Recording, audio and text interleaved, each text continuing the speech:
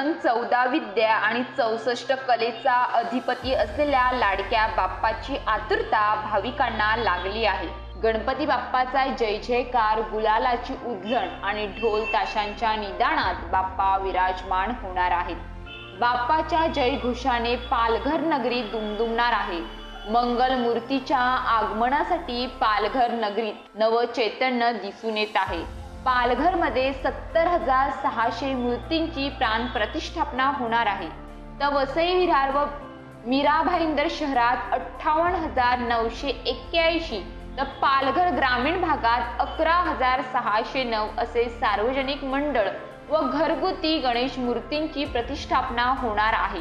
याकरिता गणपती मूर्ती कारखान्यात आज गर्दी दिसून आली। गणेशोत्सवाच्या पार्श्वभूमीवर यासाठी बाजारपेठा सजल्या आहेत। काही सार्वजनिक मंडळात मिरवणूक काढत मूर्ती आणली आहे। पालघर नगरीत गणेश उत्सवाची धामधूम पाहायला मिळाली। पालघर, डहाणू, मोखाडा, विक्रमगड, जव्हार, वसई विरारच्या बाजारपेठेत पितांबर, धोतर, पूजेचे साहित्य, सुगंधी अगरबत्ती, आकर्षक आरास यासह विविध साहित्य खरेदीसाठी गर्दी होत आहे। त्यामुळे पालघर जिल्ह्यात आर्थिक तेजी दिसून येत आहे। येत्या गणेशोत्सवादरम्यान कोट्यवधीची उलाढाल होण्याची शक्यता आहे। टेम्पो, दुचाकी, चारचाकी वाहन घेऊन सुखकर्ता बाप्पाचे मिरवणुकीत स्वागत होणार आहे।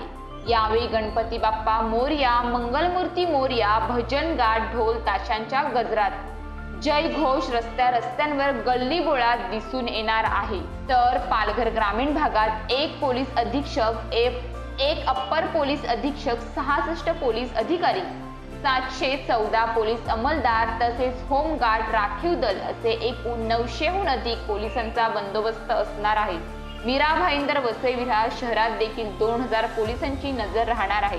गणेशोत्सवाचे स्वागत करताना काढण्यात येणारी मिरवणूक, वाहतूक व्यवस्था यावी तसेच गणेशोत्सव काळात पोलीस तैनात असणार आहेत।